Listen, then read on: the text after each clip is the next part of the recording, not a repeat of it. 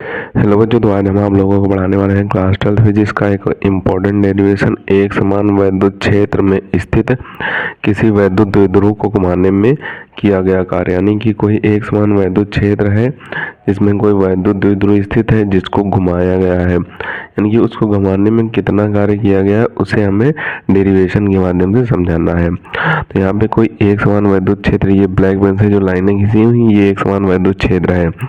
एक समान वैद्युत क्षेत्र है, इसमें ये कोई वैद्युत द्विध्रुव रखा हुआ है। ये प्लस माइनस क्यू से प्लस क्यू तक ये वैद्युत द्विध्रुव रखा हुआ है जिसकी दूरी 2l दूरी पर रखा हुआ है। ये थीटा कोण बनाते हुए रखा है, यहाँ पे थीटा कोण बनाते हुए रखा है और थीटा 1 पर ये स्थित है। थीटा 1 से थीटा 2 तक इसे घुमाया गया है, यानी कि डी थीटा इसे घुमाया गया है। तो डी थीटा घुमाने पर इसमें कितना कार्य किया गया है उसे हमें निकालना है। तो इसमें सबसे पहले थ्योरी लिखेंगे, उसके बाद इसका डेरिवेशन करेंगे। तो थ्योरी में आपको लिखना है, माना एक समान वैद्युत क्षेत्र यानी कि ई वेक्टर एक समान वैद्युत क्षेत्र में कोई वैद्युत द्विध्रुव थीटा कोण बनाते हुए रखा हुआ है। कोई वैद्युत द्विध्रुव थीटा कोण बनाते हुए, यहाँ पे थीटा कोण बना रहा है, थीटा कोण बनाते हुए रखा हुआ है। तब द्विध्रुव पर लगने वाला बलयुग्म आघूर्ण। अब बलयुग्म आघूर्ण का फार्मूला हमने पिछले डेरिवेशन में आपको बता दिया है कि बलयुग्म आघूर्ण का फार्मूला होता है टाउ बराबर पी साइन थीटा। हमने इसका डेरिवेशन भी कराया है। ये भी कभी कभी आपके एग्जाम में 3 से 5 नंबर में बलयुग्म आघूर्ण वाला पूछ दिया जाता है डेरिवेशन। तो यहाँ पे बलयुग्म आघूर्ण का फार्मूला हो जाएगा टाउ बराबर पी साइन थीटा। ये समीकरण 1 हो जाएगी, ये आगे काम आएगी इसीलिए इसे लिख लिया गया है यहाँ पे। अब आप लिखेंगे कि यदि द्विध्रुव को सूक्ष्म कोणीय विस्थापन डी थीटा तक कराया जाए तब किया गया कार्य। यानी कि इसमें ये जो द्विध्रुव है इसमें सूक्ष्म विस्थापन कराया जाए, सूक्ष्म विस्थापन डी थीटा कराया जाए, यानी कि थोड़ा सा विस्थापन कराया जाए। तो इसमें जो कार्य किया गया सूक्ष्म कार्य है वो हो जाएगा डी डब्ल्यू बराबर टाउ डी थीटा। ये हो जाएगा इसका कार्य, टाउ डी थीटा इसका कार्य हो जाएगा, डी डब्ल्यू बराबर टाउ डी थीटा इसका कार्य हो जाएगा।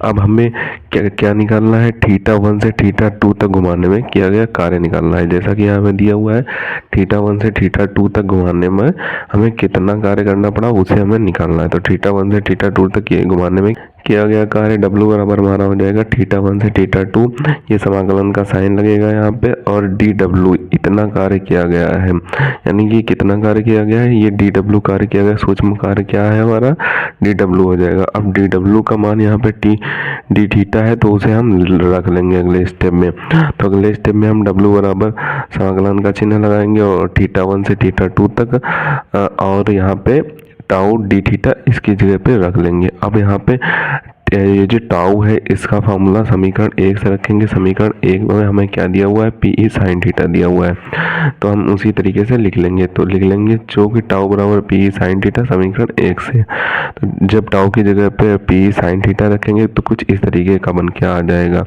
टाउ डब्ल्यू बराबर थीटा 1 से थीटा 2 तक P sine theta D theta यहाँ पे आ जाएगा, ये आ जाएगा। उसके बाद यहाँ पे जो ये पी है इससे समाकलन से बाहर निकालेंगे। तो जब इससे बाहर निकालेंगे तो कुछ इस तरीके का हमारा फार्मूला बन के आ जाएगा।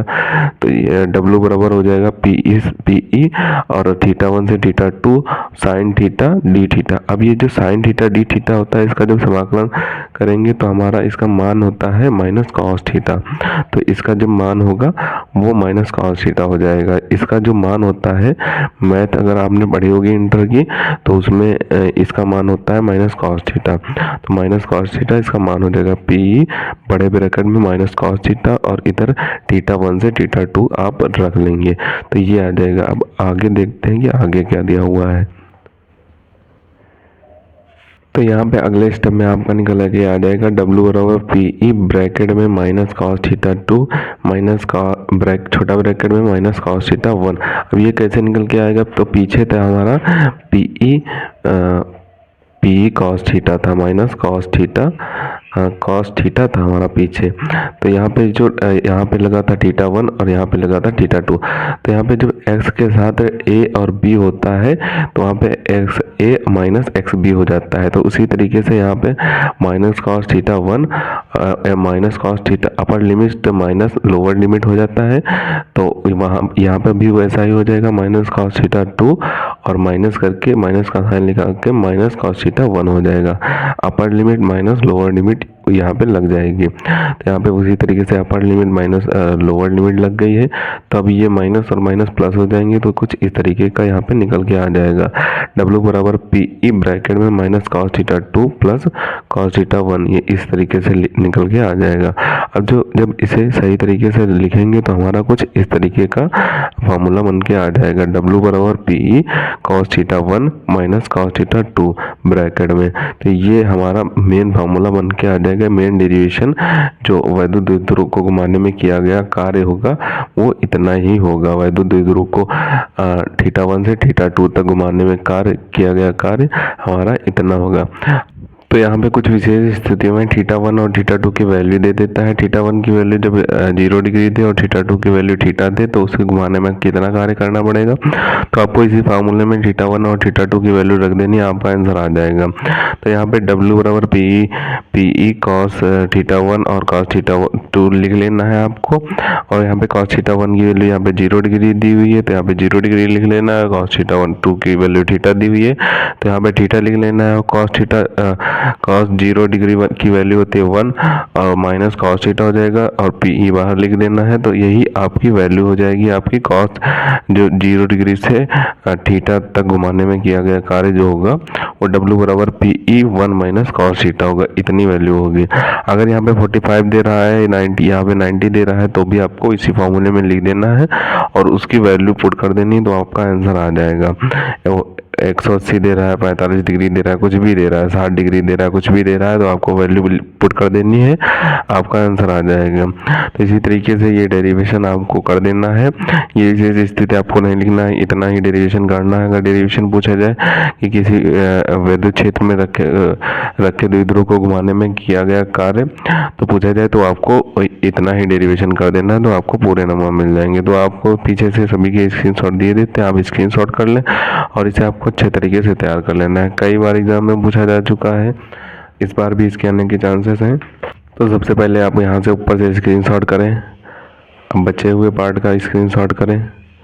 अभी जो नीचे पार्ट बचा हुआ है इसका भी स्क्रीनशॉट कर लें और जो नीचे 2 लाइन बची हुई है इनका भी स्क्रीनशॉट कर लें। अब पीछे के जो पार्ट बचे हुए हैं उनके भी स्क्रीनशॉट आपको दिए देते हैं।